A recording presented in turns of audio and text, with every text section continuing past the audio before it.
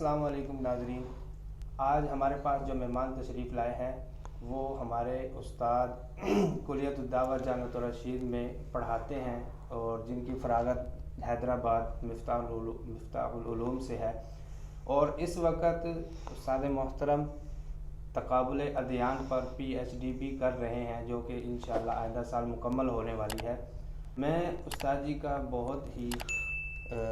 شکر گزار ہوں کہ جنہوں نے وقت دیا اور ہمارے پاس تشریف لائے پوڈ کاسٹ کے لیے۔ تو چلتے ہیں استاد جی کی طرف۔ استاد جی کیا حال ہے؟ خیریت سے ہیں؟ الحمدللہ۔ استاد جی چند سوالات ہیں، ان کے جواب مطلوب ہیں، کہ جن میں سے پہلا سوال یہ ہے کہ اگر ہم دیکھیں کہ 2000 نہیں بلکہ 1920 یا 24 تک جب ترکوں کی حکومت کمزور پڑ گئی تھی، مطلب جب عالمی جنگ ہوئی تھی، اس کے بعد سلطنت عثمانیہ کمزور پڑی ہے، ان کو مطلب معیشت کے طور پر بہت کمزور ہو گئی تھی۔ پھر انہوں نے دشمن نے یہ سوچا کہ ان کی جو کمزوری ہے اس کو سامنے رکھتے ہوئے، مطلب معیشت کمزوری بن چکی ہے، معیشت کا سہارا ان کو دے کر ہم ان سے فلسطین میں جگہ خریدنا شروع کر دیں۔ تو اس وقت مسلمانوں نے 3 گنا 4 گنا پیسے لے کر فلسطین میں اپنی جگہ خود بیچی تھی۔ تو آج اس بات کا دعویٰ کرنا کہ فلسطین مسلمانوں کا ہے، کہ یہ صحیح ہے؟ یہ دعویٰ جو ہے یہ تاریخی غلط فہمی پہ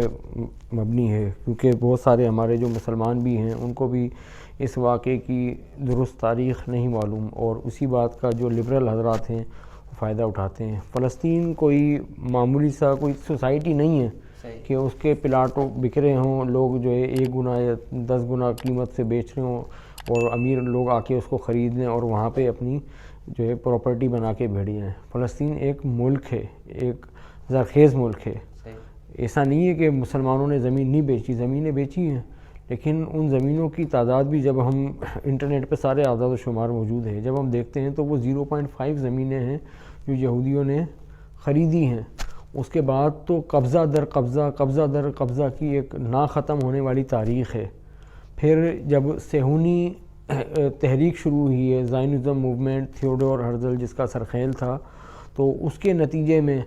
یہودیوں کو بڑے پیمانے پہ لا کے فلسطین میں آباد کیا گیا ہے۔ آہستہ آہستہ یہ آباد کاری کا تسلسل بڑھتا گیا، اور اس کے بعد جب برٹش مینڈیٹ کے تحت یہ علاقہ حکومت برطانیہ کے تاج برطانیہ کے ماتحت آ گیا،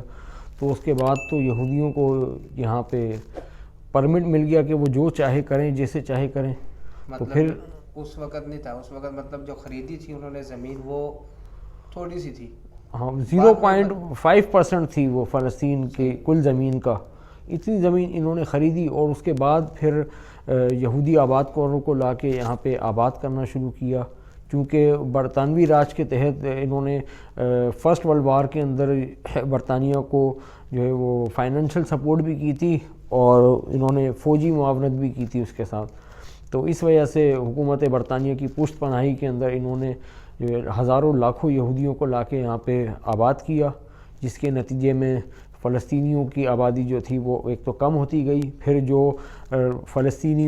مقامی فلسطینیوں نے جو ریزسٹنس شروع کی، تو اس کے نتیجے میں فلسطینیوں کا جینوسائیڈ کیا گیا، جس کی وجہ سے جو ڈیموگرافی ریٹ تھا وہ فلسطینیوں کا کم ہوتا گیا اور یہودیوں کا زیادہ ہوتا گیا۔ پھر انہوں نے ورلڈ وار کے بعد کچھ فلسطینی گاؤں کے اندر فلسطینیوں کا قتل عام کیا، اور ان کی ویڈیوز اور پکچرز بنا کے پورے فلسطین کے اندر جو ہے دہشت زدہ کرنے کے لیے لوگوں کو پھیلائیں کہ اس جگہ سے نکل جاؤ ورنہ تمہارا بھی یہی حشر کیا جائے گا۔ تو اس کے نتیجے میں بہت بڑے پیمانے کے اوپر جو فلسطینی تھے وہ جان بچا کے پناہ گزین کیمپوں میں پناہ لینے پہ مجبور ہو گئے، تو جس کی وجہ سے لاکھوں فلسطینی جب یہاں سے چلے گئے تو اور یہودی مسلسل آ رہے ہیں، تو ظاہر سی بات ہے پھر یہودیوں کو جو اپنی جگہ چھوڑ کے جا رہے ہیں وہاں پہ قبضہ کرنے کا بھی جو ہے جواز مل گیا، اور آبادی بھی ان کی جو ہے وہ بڑھتی گئی، حتیٰ کہ قیام اسرائیل کے وقت تک جو ہے